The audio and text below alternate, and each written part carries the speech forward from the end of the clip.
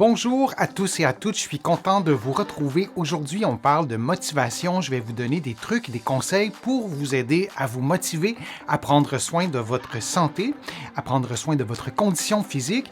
Vous le savez, les conseils que je vous donne ne remplacent pas ceux d'un professionnel de la santé et vous allez trouver plusieurs des conseils que je vous donne dans mes livres, notamment mon livre « Lève-toi et marche et va prendre l'air » et mon plus récent livre « Plus jamais malade ». Vous allez pouvoir les trouver en librairie. La culpabilité, le sentiment de culpabilité, est-ce que c'est bon ou mauvais pour la motivation selon vous? Et lorsqu'on parle de motivation, lorsqu'on parle et surtout de gestes, de comportements, d'actions qu'on peut poser pour prendre soin de sa santé, pour arrêter de fumer, pour perdre du poids, pour bouger plus, pour être moins souvent assis, pour manger moins gras, moins sucré, moins salé, on en reçoit beaucoup des messages prescriptif. C'est très précis, c'est toujours lié à l'action, mais pas lié à nos besoins et souvent même pas lié aux résultats. Et là, ce que ça fait, ça déclenche la culpabilité. Si vous me dites « mange moins de sel » et vous vous insistez beaucoup, je vais peut-être commencer à vérifier le sel et si j'en mange trop, je vais me sentir un peu coupable. C'est vraiment très... ça nous porte vraiment vers un sentiment de culpabilité dans cette société dans laquelle on vit, où on a vraiment tout plein de prescriptions, mais le sentiment de culpabilité en ce qui concerne la motivation, parce que c'est ça le sujet, est-ce que c'est bien ou c'est pas bien pour vous? Est-ce qu'il y a des éléments positifs? Tiens, je vous pose la question claire. Quels sont les avantages du sentiment de culpabilité pour nous motiver? Y en a-t-il au moins un? Je vous laisse l'écrire, puis on pourra comparer les réponses. Alors, la culpabilité, c'est quoi? Si on veut donner une définition, là, on sait tous un peu, ou beaucoup, c'est quoi la culpabilité pour l'avoir vécu? C'est un sentiment émotionnel, c'est complexe, associé à la perception d'avoir enfreint quelque chose, enfreint des normes, enfreint des règles morales, des attentes personnelles, on aurait pu enfreindre la loi aussi. Donc, c'est une réaction qui est subjective. Et là, je vous le disais, la culpabilité, pour faire mes vidéos, je vous l'ai souvent dit, je suis abonné à des banques de photos parce que j'ai besoin d'avoir les droits pour vous montrer les photos sur ma chaîne. Et je voulais vous en montrer quelques-unes parce que je ne suis pas arrivé à trouver des photos qui représentent la culpabilité sans toujours tomber dans ce que je vais vous montrer. Donc, lié à l'alimentation, alors là, on nous montre une pointe de pizza comme si c'était ultra mauvais, et une pomme et un ruban mesuré, comme s'il fallait nécessairement prendre son tour de taille ou mesurer sa pomme ou je ne sais pas quoi. Alors, on exprime la culpabilité comme ça. Et là aussi, alors on regarde les chips ou les croustilles ou les friandises, on voit que c'est mauvais et les poids et haltères, ce serait bon. Mais là, on illustre le sentiment de culpabilité comme ça. La cigarette, alors là, il y a des menottes. Alors, on est vraiment dans des illustrations très stéréotypées. Et évidemment, de se sentir menotté, c'est peut-être pas une bonne chose pour ce qui est de la stimulation de la motivation. Il y a Brigitte qui répond « La culpabilité n'est jamais une bonne chose » dans un contexte de motivation. Il y a Linda qui écrit « La motivation, si je comprends bien, est un muscle de la fierté. » Peut-être que j'ai mal compris, vous pourriez reformuler. Mais donc, est-ce que la motivation a des avantages pour ce qui est plutôt la culpabilité, est-ce que ça a des avantages pour ce qui est de la motivation? Je vais vous montrer une illustration qui est tirée de mon livre « Plus jamais malade ». Je vais la placer comme ça. Donc, la culpabilité fait partie des sources de motivation extrinsèques. Et si on regarde dans mon petit graphique, c'est plutôt vers le bas. C'est près de l'obligation et de la pression extérieure et de la pression intérieure. Là, souvent, la culpabilité peut venir aussi de nous, en fonction de ce qu'on a vécu dans le passé. Ce n'est pas nécessairement uniquement la société qui nous impose cette culpabilité-là. Il y a plusieurs types de culpabilité. Ça peut être social, ça peut être interpersonnel, ça peut être alimentaire, ça peut être lié à l'activité physique, au tabagisme. C'est vraiment très, très large. Si on est parent, ça peut être lié à l'éducation de nos enfants.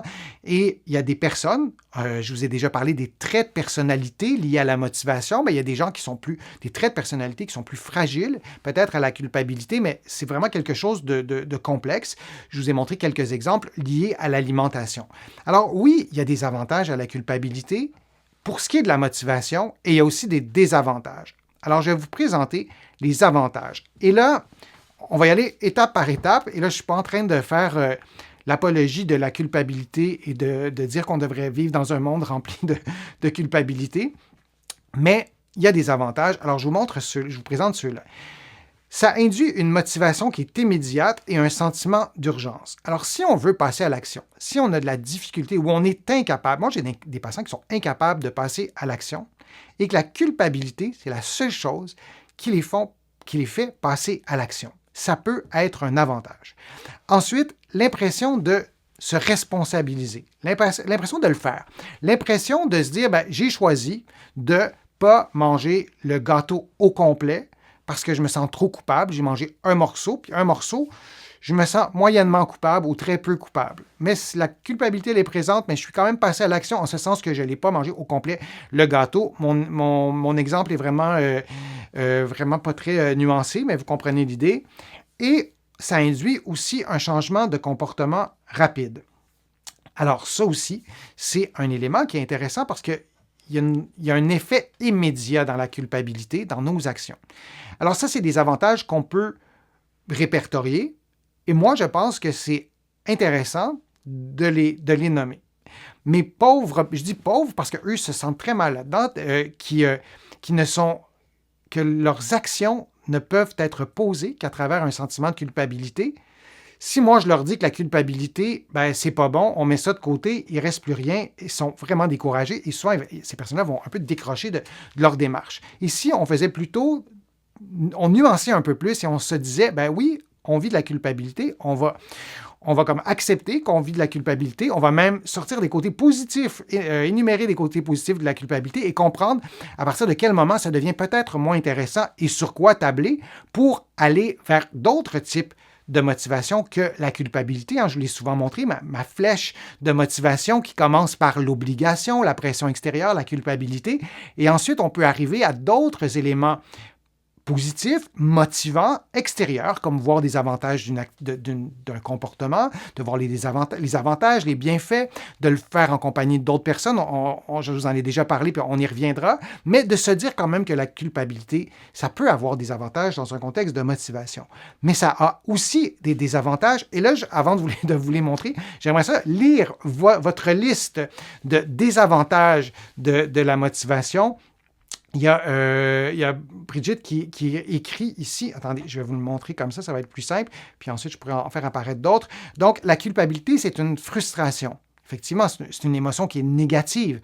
Donc, je vous l'ai souvent dit, les émotions négatives, les pensées négatives, c'est en général une source de démotivation plutôt qu'une source de motivation. Mais je voulais quand même vous présenter ces avantages-là, même si vous avez raison, Brigitte, la culpabilité, ça peut être aussi un sentiment de frustration, mais il y a peut-être des frustrations qui ne sont peut-être pas si graves que ça, si négatives que ça. On va voir. Donc, dans les désavantages. Alors, c'est une motivation qui est éphémère. Évidemment, ça ne va pas durer longtemps. Donc, on se sent coupable. Et là, le danger, c'est qu'on a une culpabilité. On pense à l'action où entre guillemets, on échoue, où on a un sentiment d'échec et on va se culpabiliser davantage. Et là, il y a comme une spirale négative. Donc, ça, évidemment, c'est vraiment... j'allais dire catastrophique, c'est aussi une source de stress et d'anxiété. Brigitte le disait, une frustration. Donc, on va développer du stress, de l'anxiété, et peu importe dans quelle optique vous sentez que vous vivez cette culpabilité-là, par exemple, le fait d'être assis toute la journée. J'ai des patients qui travaillent dans un bureau. Ils ne peuvent pas se lever, leur employeur leur interdit de se lever régulièrement, par exemple. Et ces personnes-là se sentent coupables d'être toujours en position assise parce que leur professionnel de la santé leur dit « ça n'a pas de bon sens d'être toujours assis, c'est pas bon pour votre santé cardiovasculaire ». Donc, on les place dans une situation stressante, une situation anxiogène, donc d'être stressé pour quelque chose qui pourrait se produire éventuellement, par exemple, des maladies cardiovasculaires. Et on sait que le stress et l'anxiété, je vous en ai souvent parlé, le stress chronique, ça a des conséquences sur la santé, notamment parce que quand vous êtes stressé, on le sent dans notre corps, le corps sécrète des hormones, et ces hormones, sécrétées de façon chronique, ça a des effets négatifs, notamment ça augmente quoi? Ça augmente l'inflammation. Donc, se sentir coupable tout le temps, ça augmente notre niveau de stress, et ça augmente notamment les hormones du stress qui ne sont pas faites, disons, pour être sécrétées de façon chronique. Et en vous disant ça, ben, j'augmente l'anxiété de ces personnes-là en leur disant que parce qu'ils sont stressés, il y a un risque aussi pour leur santé. Alors, c'est vraiment des spirales négatives, on le voit. On adopte aussi parfois des comportements extrêmes, donc il va y avoir des spirales négatives qui vont nous pousser vers ces comportements extrêmes. On va perdre l'estime de soi aussi, parce que de vivre des échecs ou ce qu'on perçoit comme des échecs répétés, c'est pas ça qui nous aide à gagner en estime de nous-mêmes. Et lorsqu'on a une mauvaise estime, une moins bonne estime de nous-mêmes, souvent on a un moins bon sentiment d'auto-efficacité, ça aussi je vous en ai souvent parlé, ben, on se sentira de moins en moins capable de prendre soin de sa santé, de se motiver. Moi, j'ai des patients qui me disent, moi, j'ai pas de motivation, j'en ai pas, mais on a tous pour chacun d'entre nous, il y a une façon de construire notre motivation pour tout le monde. Il faut adapter tout ça. Mais si on n'a plus d'estime de soi, plus de sentiment d'auto-efficacité, c'est un peu plus compliqué. Et il y a l'effritement de la motivation intrinsèque. On va perdre le plaisir. Je reprends mon exemple de gâteau au chocolat. Ben, si je me sens coupable, je ne vais pas en manger. Finalement, je ne vais plus manger de dessert, mais j'en mange quand même. Donc, j'ai perdu le plaisir de m'alimenter jusqu'à un certain point. Et il y a des nutritionnistes. Il y a un nutritionniste ici au Québec qui a écrit de merveilleux livres, Bernard Lavallée, qui parle beaucoup du plaisir de l'alimentation, de s'alimenter. C'est d'abord un plaisir. Donc, si on a une culpabilité qui est chronique, constante, ben, on perd le plaisir. Et la motivation la plus forte, c'est la motivation intrinsèque qui repose sur quoi? Qui repose sur le plaisir. Alors, dans certains cas, oui, et à court terme, la culpabilité peut être une source de motivation utile, pour autant qu'on la reconnaisse et qu'elle n'est pas là à long terme, que la culpabilité n'est pas utilisée, disons, à long terme, pour susciter, pour adopter, pour qu'on adopte en fait des comportements positifs pour notre santé. Et comment on fait pour pour laisser la culpabilité pour aller à des niveaux de motivation plus avancés? Ben, je vous présente plusieurs conseils sur ma chaîne dans différentes vidéos, mais on veut miser sur des motivations intrinsèques. Et parfois, il y a des patients aussi qui sont pris dans des cycles de dépendance, la dépendance au jeu, par exemple. Ben, on va se sentir coupable d'aller jouer et en même temps, on va le faire quand même. Et donc, il y a une spirale négative et on n'est plus dans des motivations intrinsèques. Et de retrouver ces motivations intrinsèques, retrouver le plaisir de certaines choses qu'on aime, et il y en a toujours, ça peut nous aider. Puis de consulter un professionnel, notamment les psychothérapeutes. Ça peut être fort utile lorsqu'on sent que tout ça, tous ces enjeux-là sont verrouillés et on n'y arrive pas seul pour régler en fait ces problèmes-là. J'espère que les conseils que je vous ai donnés aujourd'hui vont vous être utiles pour nourrir votre motivation. J'espère que vous allez pouvoir être motivé dans ce que vous allez entreprendre. Vous allez trouver beaucoup d'informations sur la motivation dans mes livres que vous pouvez trouver partout au Québec, mais aussi de l'autre côté de l'Atlantique. Vous allez aussi trouver beaucoup d'informations sur mon site web, le www.denisfortier.ca. Il y a des articles, il y a des liens aussi vidéo. Et vous allez pouvoir aussi vous inscrire à l'infolettre gratuitement, au courriel thématique aussi. Vous allez pouvoir faire aussi une contribution et je vous remercie de faire des contributions. C'est grâce à elles que j'arrive à vous présenter autant de contenu et à augmenter aussi le nombre de contenus que je vous présente par semaine en raison notamment des banques de photos parce qu'il faut payer les droits, tout ça. Donc, merci de vos contributions et considérez ces remerciements comme personnels. Alors, je vous dis à un prochain direct, à une prochaine fois.